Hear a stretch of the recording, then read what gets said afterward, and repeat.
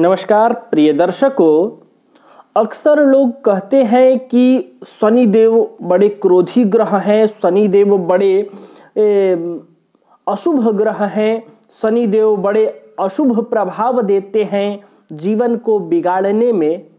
तो प्रिय दर्शकों, आपको यह भी स्मरण रहे कि शनिदेव बनाते भी हैं। शनिदेव फर्श से अर्श पर ले जाते हैं तो अर्श से फर्श पर भी लाते हैं, दोनों बातें हैं। तो आप अशुभता न देखें।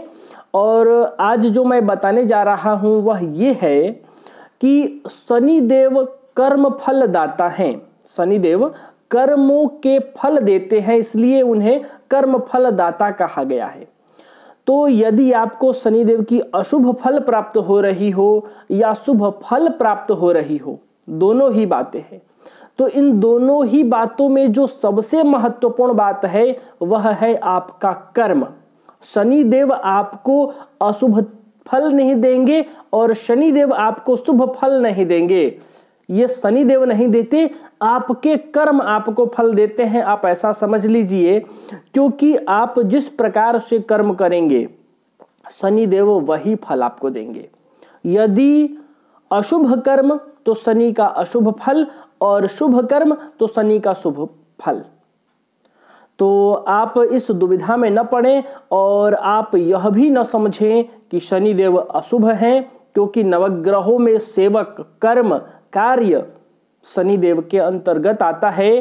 तो यदि समझिए कि आपके जन्म कुंडली में शनिदेव बढ़िया न हुए तो आपका कर्म भी बढ़िया नहीं होगा, आप कर्म ही नहीं कर पाएंगे, आप कार्य ही नहीं कर पाएंगे।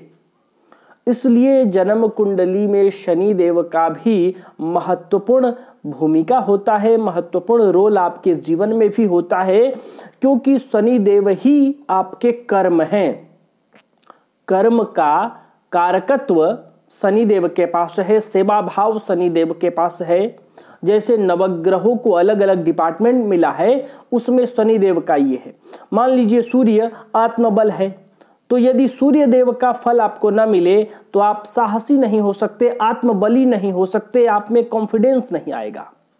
उसी प्रकार यदि चंद्र कमजोर हुआ, चंद्र का रिजल्ट न मिले तो आप मनोबल नहीं हासिल कर सकते, आपका मन मजबूत नहीं होगा। मंगल का यदि रिजल्ट न मिले तो आप साहसी नहीं हो सकते, ऊर्जावान नहीं हो सकते हैं, बली नहीं हो सकते, साहसी नहीं हो सकते, हिम्मतवान नहीं हो सकते। इसलिए मंगल का भी फल अवश्य मिलना चाहिए, मंगल का भी रिजल्ट लेना है।